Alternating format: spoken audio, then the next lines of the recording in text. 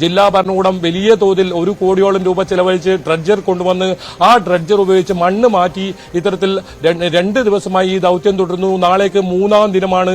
ആ 3-ാം ദിനത്തിലെ 3 ദിവസത്തേക്കുള്ള കരാറാണ് ആദ്യം ഇപ്പോൾ നൽകിയിട്ടുള്ളത്. നാളെ ഒരുപക്ഷെ ഈ ദൌത്യം അവസാനിപ്പിച്ചേക്കും എന്ന് സൂചന പോലും വരുന്ന സമയത്താണ് നിർണായകമായ ഈ വിവരം വരുന്നത്. അതിനിടയിൽ തന്നെ ഈശ്വർ മൽപയ്ക്ക് ഇപ്പോൾ ഈ തെരച്ചിലിനായി അനുമതി നൽകിയിരിക്കുന്നു എന്ന മറ്റൊരു പ്രധാനപ്പെട്ട വിവരം കൂടി ഇപ്പോൾ പ്രേക്ഷകർക്ക് പങ്കുവെക്കാനുണ്ട്.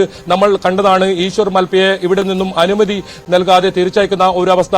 ഈശ്വർ മൽപയ്ക്ക് വീണ്ടും തിരച്ചിലിന് അനുമതി നൽകിയിരിക്കുന്നു. നാളെ മുതൽ ഈശ്വർ മൽപെ ഗംഗാവലി പുഴയിൽ ആഴങ്ങളിലേക്ക് ഇത്തരത്തിൽ തിരച്ചിലിനായി ഇറങ്ങും. ആ ഒരു വിവരം കൂടി ഇപ്പോൾ നമുക്ക് പ്രേക്ഷകരുമായി പങ്കുവെക്കാനുണ്ട്. വലിയ നിരാശയായിരുന്നു, വലിയ ആശങ്കയായിരുന്നു നേരത്തെ ഈശ്വർ മൽപയെ തിരച്ചിൽ നിന്നും ഒഴിവായി ഈശ്വർ മൽപ മടങ്ങിപ്പോകുന്നു എന്നൊക്കെ ആ വാർത്തയും ആ സമയത്ത് നിരാശ ഉണ്ടാക്കുന്ന ഒരു വാർത്തയായിരുന്നു. പക്ഷേ ഇപ്പോൾ ജില്ലാ ഭരണകൂടം അദ്ദേഹത്തിന് അനുമതി നൽകിയിരിക്കുന്നു. നാളെ മുതൽ അദ്ദേഹം തിരച്ചിലിനുണ്ടാകുമെന്നാണ് അറിയാൻ സാധിക്കുന്നത്. എന്തായാലും ഇപ്പോൾ കിട്ടിയ ഈ മനുഷ്യ സമാനമായ ഈ അസ്ഥി അത് നിർണായകമാണ്. അതിനി ആരുടേതെന്ന് അറിയണം. ഒരു പക്ഷേ ഈ ഇന്ദ്രപാൽ, അദ്ദേഹം റിട്ടയർഡ് മേജർ ഇന്ദ്രപാൽ അദ്ദേഹം അടയാളപ്പെടുത്തിയ ആ സ്ഥലത്ത് തന്നെ ലോറി ഉണ്ട് എന്ന് കണ്ടെത്തിയ ആ സ്ഥലത്ത് നിന്ന് തന്നെയാണ് ഈ അസ്ഥി കിട്ടിയത്. അതുകൊണ്ട് തന്നെ അത് അർജുന്റേതാകുമോ?